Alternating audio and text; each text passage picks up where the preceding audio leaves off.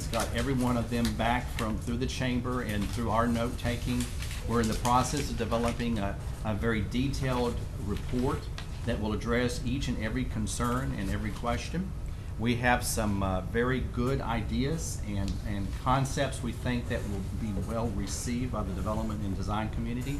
We will represent those ideas and concepts at the May 17th Town Hall meeting that will be at the same location at LSUS Theater at 1 p.m. And we will also at the same time address some of the changes and things that we can do related to the site plan review process. So I think it will be a very valuable session. It was valuable on the 11th. It will be valuable on the 17th. We had a total of 103 attendees at the meeting on April the 11th and anticipate a similar sized crowd probably for the May 17th meeting.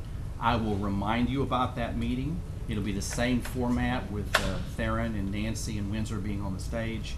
And then Tim will moderate the meeting just like he did last time. So I'll keep you posted and I'll keep you aware of the fact and notify you again that we're going to have that meeting on the 17th.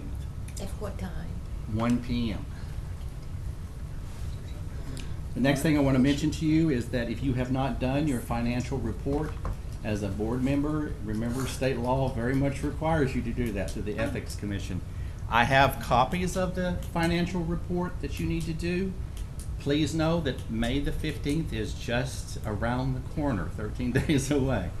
If you don't have that in, they will come see you. And so just please, I've been kind of saying this to you for the last 2 or 3 months, and I just want to make sure everybody has that. You have one copy? Yes, ma'am, I sure do, and I'll give that to you right after the meeting. Thank So you. anybody else that needs a copy, please feel free to do so.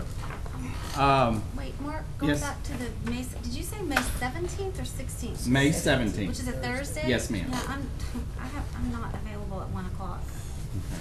I thought it was, I had it on the 16th, which is our MPC. No, 16th is a ZBA day. That's ZBA is the 16th. I can be there. I have one hearing at 1:30 and Okay. Or just come when you can. That will be fine. If you can come later, that's fine. Okay. Thank you. Under new business, I just wanted to let everyone know that between myself and Mary Beth Finley, we have completely done a complete rewrite of the personnel policies for the first time in 1,000 years for this organization. We have a draft of it. The draft was sent to Rick John, our attorney, and to Curtis Joseph, who is the chair of the Rules and Procedures Committee. So what I'm going to ask you to do is within the next few weeks, and I'll get with Curtis on this, is set up a time for that committee to review our draft. It's pretty comprehensive. It's from beginning to end about all the personnel related issues. That will be an opportunity for that committee to meet as often as they so desire to do, to digest that new policy. It's another building block in our organization. We were very successful in getting the bylaws updated and amended and brought together. And the personnel policies are desperately in need of a change because they have not been updated for decades. And so I'm letting a legal review go forward first so that Rick John can tell us what maybe some pitfalls that we might have or things we have not thought about. So I will be eager to get with that committee and we'll find a good time that's workable and we can start the process of reviewing that and in that draft form. And then when you as a committee are happy with what we have, then we will present it to the full board for their review and consideration. All right. Under, you want to allow Leah to go into Yeah, let me just mention 2 other things real quickly. The Master Plan Committee is meeting on the 4th, which is this Friday.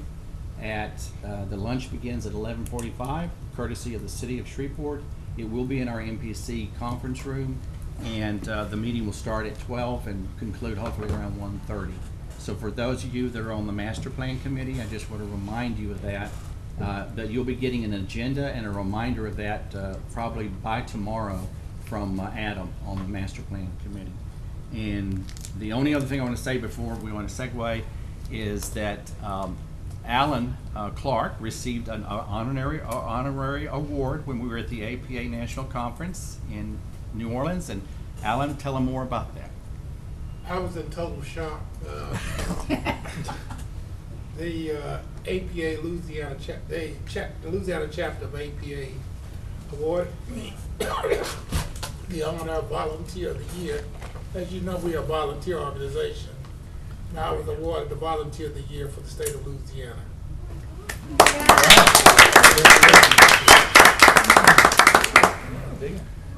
And this bodes well because I'll remind you guys that we're hosting the state conference in October 3rd, 4th, and 5th here in Shreveport. And we're the host committee, and so we're very busy right now with about less than 6 months to go for that conference, but we're very eager to get that all put together, and I think it's going to be a great opportunity for our community to showcase what we've done here in Shreveport, as well as Bossier. Bossier is working with us on this as well. And Leah wanted to talk about something. I just put something briefly together. I know that there's several of us that went to the APA conference, and I want to thank taxpayers, I guess, for funding a portion of it. Right. And kind of overview some of the things that I learned. I hope Nancy and some other people will chime in if they care to or not. But it was very enlightening, and I'm just going to go overview what I saw as some trends or issues and things that I see that are coming up for planning and commissions and stuff like that. Ms. Leah, before you do that, since you mentioned that in the taxpayer, Mark, would you care to share what portion that was paid out of the pockets of board members to attend this as opposed to the traditional? Yes, this year, to being frugal and efficient with our funds, we asked the board members to, they volunteered to just simply, we only paid for their registration and for their per diem, for their meals and their parking, but they paid for their own transportation down to the conference and paid for their own hotel. So that was a cost savings to the organization, and was a good way to, I feel like to spend our money, because it was an opportunity for our board members. We had 4 staff members that attended the conference as well, including myself. It was a very productive opportunity to learn about some of the new things going on, and to have the opportunity to meet with some of our fellow planners from across the state of Louisiana. Thank you, Leah. I appreciate that. Thank you. All right, real quickly, the new issues, challenges, and trends in planning, and this is my opinion, but what I saw was the big topic was plan for equity. Mark, you did a really good job of putting you on the spot, explaining what equity and how planning is going to help in that endeavor. That was huge. Almost every class that I attended had either a big portion of that or a little small portion. It was mentioned in everything that I saw. Would you mind explaining it better than I could? Okay, so it was the way they did a diagram that showed 3 boys at a I've fence. probably seen this diagram. They're I've seen trying to it. watch a baseball game, okay? And so there's a Oh, I fence. should have put in that on front a of- slide. So equality was you gave each boy the same size box, but not all the boys were the same height. So the little short boy still couldn't see anything, but the tall Over the boy could see fence. more, and the medium-sized boy could see some. Okay, so equity was that you took the boxes and you gave more boxes to the short boy, and a few more boxes to the middle boy, and the boy with the greatest height had the smallest number of boxes, if any at all. But that way they all got about the same level of sight, looking over the fence, looking at the baseball game. And then the last scenario, which was called liberation, was no fence at all, and they were able to look at everything that was going on and participate in what was going on. So that was kind of that was a nice kind of pictorial way of showing how the difference between equality, equity, and liberation. So that was a thing. Yeah. Another thing is Miss Bessie, you'll love this, community engagement. Public engagement. And public engagement. It was in everything, again, that I saw, and I tried to do different classes to get a whole view. They talked, I can go look at my notes if you want to know what they suggested.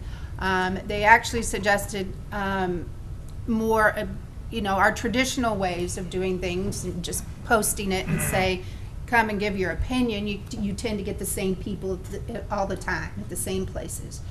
So it was really, the takeaways I got was really how the board and how the staff can be more involved in going out to places and reaching out to people, even like at PTA meetings or community organization, nonprofit organizations. Or Architectural Institute And meetings our- that we just went to. Yeah, like At it, your place at Red River Brewery. yes, that was very enlightening. The architects, just like we did with the developers, and getting these, I think we did a really good job with the UDC, but on an ongoing basis, to really go to they even said your barber shops and your laundromats, and making a concerted effort to bring the community in and have this community engagement, because it says it adds value, and when the community sees a value to it, they will be more engaged, and you will get better ideas and better planning and what you really need for the city, based on a consensus. There was a lot, the best class I went to was the planning made, and I don't remember the, zoning made simple. Is it a good idea or not? We'll talk more about that. So that was very enlightening. Also, there was a lot of things that I see, a lot of organizations. There was IOBI, which is a nonprofit or an organization that could give citizens funding if they have an idea or what they want in their parks or in the planning. They kind of a grassroots effort. I think the MPC should have those kind of organizations known and the public know about them so they could reach out and be more active in their communities. Another one is the Trust for Public Land. The Trust for Public Land is partnering with mayors to make the 10-minute walk to standard for park access and quality in every city across America. Another organization that shows why that's a good idea, how it involves and brings communities together and involves planning. So I think there's a lot of organizations out there that I wasn't aware of, and so being in MPC, I think I should have been more aware of them, but I think the community needs to be aware of them too. That's the trends I saw. Anybody want to add to that? I had a couple, and of course, I know this didn't show and tell, but I went to one class on how to hire consultants. And I hate Dale left because he and I were involved in finding a consultant to do this deal of UDC that we're operating under now. And I think had we had that kind of training prior to hiring the last group that we hired to put this UDC together, I think perhaps maybe the product would have been a little bit different based on what we were told to consider going through the process of hiring consultants. In the other session that I thought was good was it dealt with ethics, and it rolled back to what you just talked about in calling meetings and having meetings. They put scenarios up, and they were trying to get people to come in and be aware of this project that was going in, but the project was on one side of town, and they're having the informational meeting at the country club. Right. And you had to be a member of the country club just to get into, so then they were going to offer ice cream and cake to get people to come in, those trivial kinds of things. And it caused you to stop and think about, and goes back to our conversation upstairs earlier today and what you just said about taking the information to the people. And I think we could do a lot better job of that as an MPC organization. Thank you. And Nancy and I went on a self-guided tour of the Crescent Park area. It was on the tour. We just missed the tour, so we went by ourselves. But it's a Crescent Park, about 1.4 miles up there. You can read it yourself. But it's an urban linear park that connects communities and visitors to the riverfront.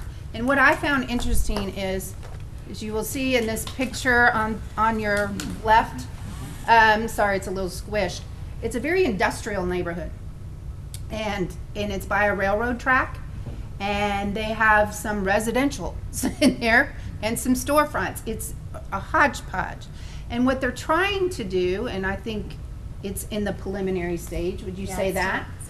is to bridge those gaps and to make it more walkable, bikeable. People will gather, and it's got some huge potential, but bridge the gap between the riverfront, the residential. They actually built a bridge. And they actually built that bridge, you see Nancy right there, that goes over the tracks and goes into a big area. I'll show you the next slide. They actually hold fitness classes there because it's a big covered stadium.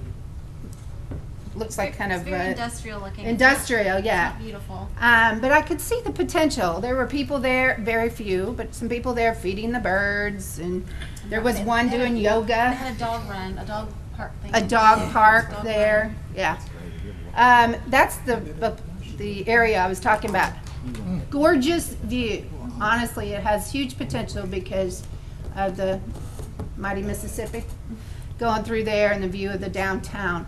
So I can see they've got their work cut out for them, but it's things like that that I see bridging communities and bringing people together and stuff that I think we could forge in our it's- area. And it's triggering development near there, where it used to be a very Here, scary, yeah. nasty area. It's triggering houses, and this is where the Bywater and the Marigny Yeah. kind of converge, kind of down there. So they And have the trolley and the trolley's new. It didn't used to. They're just now bringing it that down there.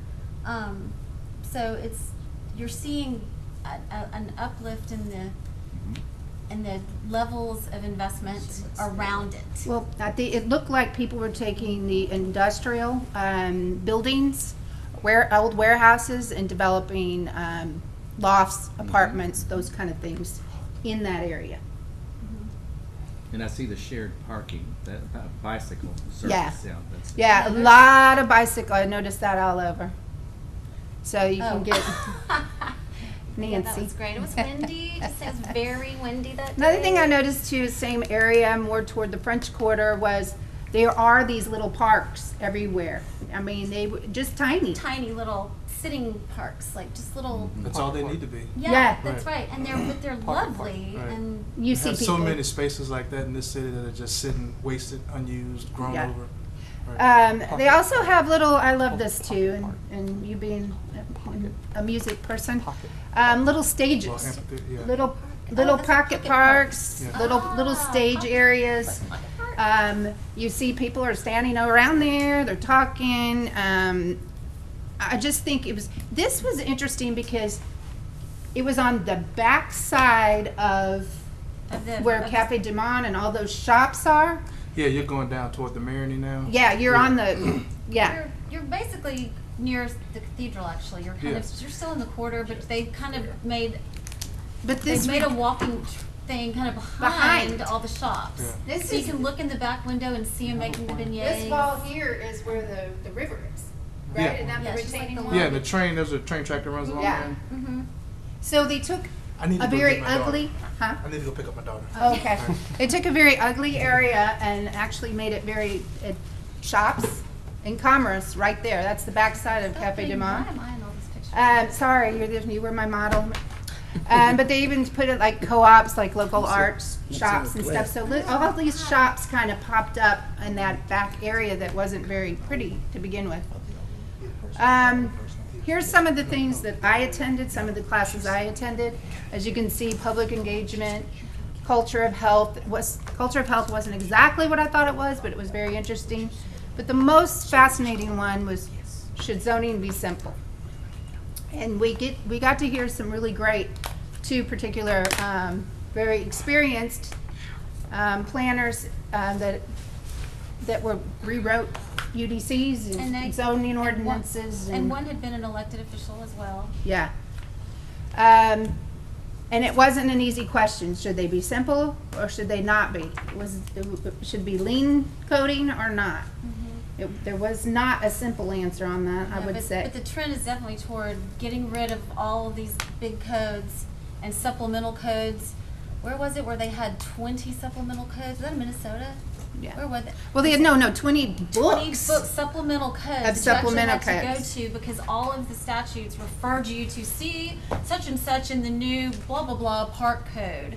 And so they got rid of all of that and they've been working for 4 years to turn all this hodgepodge of laws into one unified code. And that it's simpler and that, it is policy driven. And that was another thing we learned a lot about was That's the policy. main thing. You really need, if you're gonna talk about a rule you're gonna impose, you need to be able to define the policy that it supports. And if you can't articulate it that way, you don't need that rule. You don't need that rule. And our master plan is theoretically what should be dictating our policy, but we don't have a very well-versed community on the master plan. We're not talking about it enough. It doesn't seem to be reaching anybody. I don't know if we should Yeah, the exact. change it. I don't know. The exact thing I wrote down is don't touch the zoning unless you have the policy foundation to do so. Which was very, it struck a chord with me. Another thing that I thought was interesting, or at the very end, they said, the gentleman said, that a zoning, a site plan used to take them 2 years. Or they had some that would take Take as much long as as 2 years to get through, and they're so happy and they're so elated that they could get it done in 90 days. And Stephen Jean happened to be at the same meeting. And we that both- I we was all with. went, We went and "What?" looked at Stephen and go, 90 days. we're like, That's you know. So I thought that was, you know, getting a perspective with other cities are going through, Absolutely. rewriting their UDCs, what their struggles are. We're not that different, and a lot of the things I saw were far better. Right. So I thought that was very interesting. I think that's all I have. Thank you. All right. Unless y'all want to hear Well, more. I just since everybody else is sharing, I went to the House of Blues on Friday night and to the Pelicans game on Saturday while I was in town. So Oh, have you finished? yes, I'm done. That's all I I would did. just like to say,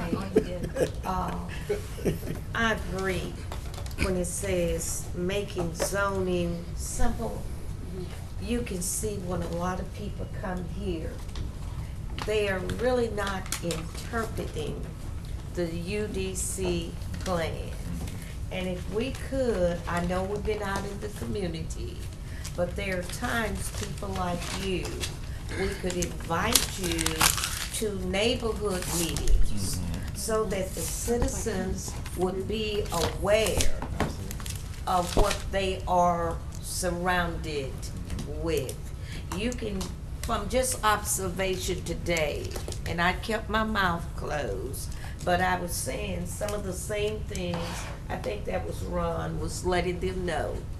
There are certain procedures that you need to know about. A lot of them today, they didn't know to call Allen. You understand what I'm Right, saying? right.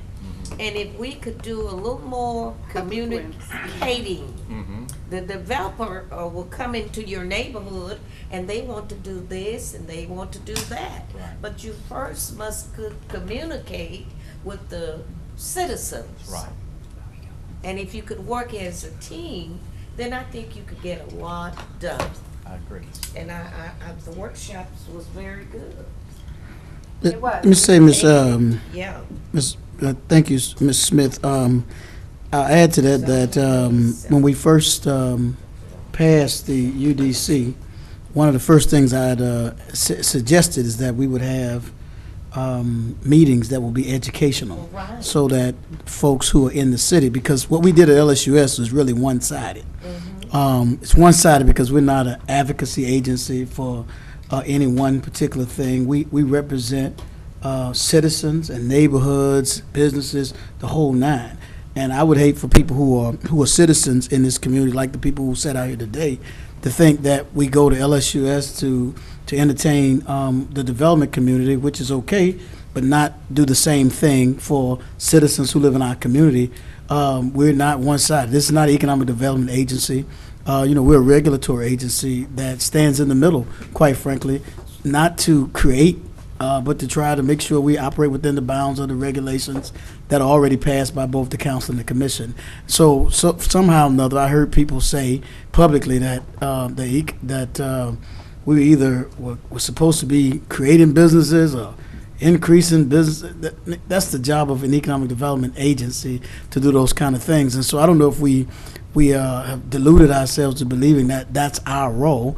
There are people in the city with that role, and I think agencies like government, city, intergovernmental agencies have a responsibility to work alongside to be sure that we are never impediments to those kind of things. But I just want to say that just as we have done, and people will see us follow up on May 17th with what we're doing with the folks who are in the community, who are in business, who are interested, that we have something that says the same thing to people who live in our neighborhoods, that we are equally as concerned about encroachment onto parks and public way, public right of ways and those kind of things that we should do, because we are not one side or the other. We have to hold both of those in tension, so that sometimes, because if you don't do that, then today people would think that we were pro-business and anti-neighborhood.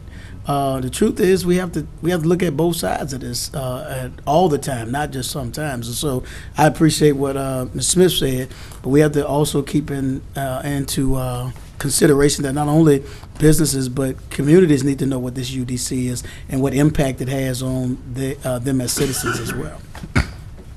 Any other comments, other matters to be reviewed by the commission, or board members' comments? I have a question.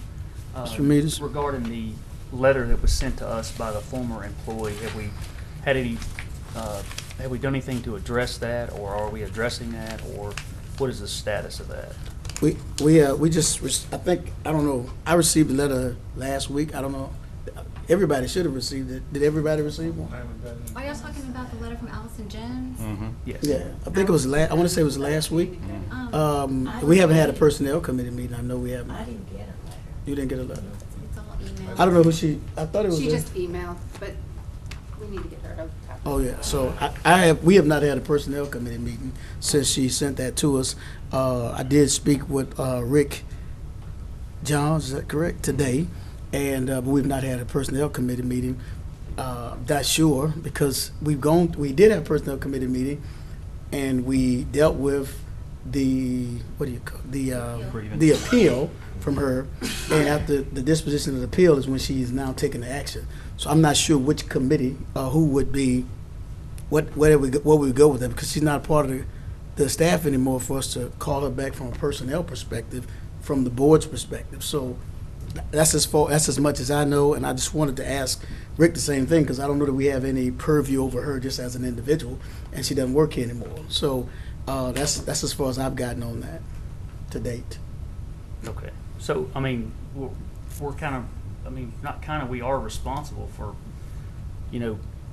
the actions of the people that work within the agency, the NPC. So, Well, I mean, at this I'm point, just, I would say Wait. this, if there's litigation going on, we should not be, that's not something I would be comfortable talking about on the public record. I mean, if there's litigation going on, this isn't the proper location or forum. no, I'm just talking about if we have a responsibility for the actions of the agency, and we received a letter with the intent to become litigation if there's not some action taken or not taken. We've gotten a What demand does letter, so at that point, I would say defer. I'm not gonna I don't think it's wise to talk about this on the public record. And in fact, I need to echo that we cannot talk about any litigation or potential litigation. I'm not on this asking to subject. discuss the details. I was just asking because I've not heard anything.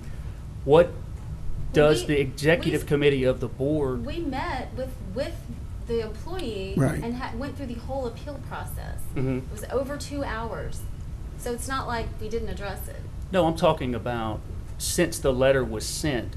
Will there be any actions of the executive committee of the board, or do we simply ignore it until it becomes We're a not bigger ignoring. problem? No, I It's not think- ignored. I think, if I could, let me say that if what we have a responsibility to do is, if there's a person who is in our employ who is, for example, terminated, and has then a corresponding grievance, it's the responsibility by bylaw of the personnel committee to give that person an appeals hearing. We went through the appeals hearing, and there was a disposition from the appeals hearing that was not either, I would just use the term favorable to the former employee, and then her next step was her step. And that's what we were informed in the email that we received Yes. from an attorney Yeah, yeah. who was saying that they had intended to take some action against us. I'm not sure if what you're asking is whether or not that action has caused us to rethink what we did, but that action was actually on the table maybe a year ago, sometime before. And to correspond to that action to some extent, or really to give due process, we did have, in fact, that appeals hearing. That then resurfaced the I don't want to call it a threat, but the letter again to us, again to say, well, so at some point we have to say that we'll respond when they do something, because right now they haven't done anything except send us a letter. And there's nothing else we can do, in my opinion, from the committee's perspective. It's nothing else that we can proactively do because we've received the letter. Because if we were to get back together and say, let's say the committee were to get back together again and say, well, what do we do? Well, we can't terminate it. We don't have power to hire or fire as a committee. But I'm not sure what our conversation or the agenda would be for us to get back together because we received the letter. Because we have already taken action on the same individual, and so I don't know what else we would do from an agenda perspective. But I'm open to any recommendations. No, I think that we need to look into it, because just because we ignore the problem, it won't go away until it's going to become bigger and bigger problem for us. Maybe, maybe not. You don't really know Exactly, where it's but gonna I'm saying that I make the decisions here the same way I do in my business, and if I had some of the Well, serious allegations this- that I would Right, certainly. because that's a business. Hold on one second, Lance. I got it. We just need to stop talking We need, about it. right. But- Listen, I So think what- go But ahead. I guess what I'm hearing for you to clear this up is the board takes a position of not doing anything unless a lawsuit's filed, and we're just going to ignore. I just want to be sure I that. guess what I'm saying is if somebody were to, I guess if I'm saying is if somebody were to say to us, hey, if y'all don't rezone my property over here such and such, then I'm going to do A, B, and C. I'm probably not going to call a meeting and say we probably ought to mitigate against the possibility that they may do A, B, and C, so let's go on and just rezone it. I mean, we have processes that we go through, and people sometimes, because the nature of what we do is adversarial, fall on different sides, and they don't like that. And I just want to be sure that what we have done, we followed our policy and did everything else that we were supposed to do. We did, as a committee, listen to an appeal, and listened to the appeal, invited the attorney, did everything we should have done to be sure that what we saw was a legitimate process in place, and that person was not discriminated against in any way, shape, or form. So we did. At this point, I guess what I'm saying is, as a committee, we have exhausted what is our responsibility in response to that individual, and so I don't know what else to do proactively that would be within the bounds of what we were really supposed to do that. You know, to mitigate against someone who says, "Well, I didn't like the outcome if someone do this to you." Yeah, and I understand, and I agree that you guys met with and went through that, but I just wanted to ask the question if if we were intended to do anything or look into it, or there was any action taken. That was all, because I haven't heard anything about it. But I guess what I'm saying is they haven't produced anything new. It's kind of like the letter was, if you probably have seen the letters, it is the same, it's a recapitulation of the exact same letter that came out in 2017, I believe it was. Okay. And there was nothing new. It's like, it was not updated to say, okay, I went through the grievance hearing, and even at the grievance hearing, these three things came up, and now this is really a problem. Mm-hmm. We're readdressing the same things that we saw. There were no new things mentioned to us through the appeal process that we had not been, and post-appeal, what the letters that we have just received most recently didn't address anything new that didn't come up in the appeal. Okay, yeah, that's fine, and I understand your position. I just wanted to be sure that we've thought about or we've reviewed it and look at all these matters, whether we agree or disagree with them. Sure. But I couldn't imagine us just ignoring Right. the letter. I mean, we have, the NPC attorney is got it. Okay. Is looking at it, Well, then that would have been a response. Right, that's Okay, our happening. attorney's looking at it, Yeah. and then we'll have a And follow-up then for if all we the need board an members. executive session or something like that, if that needs to be called because it's a potentially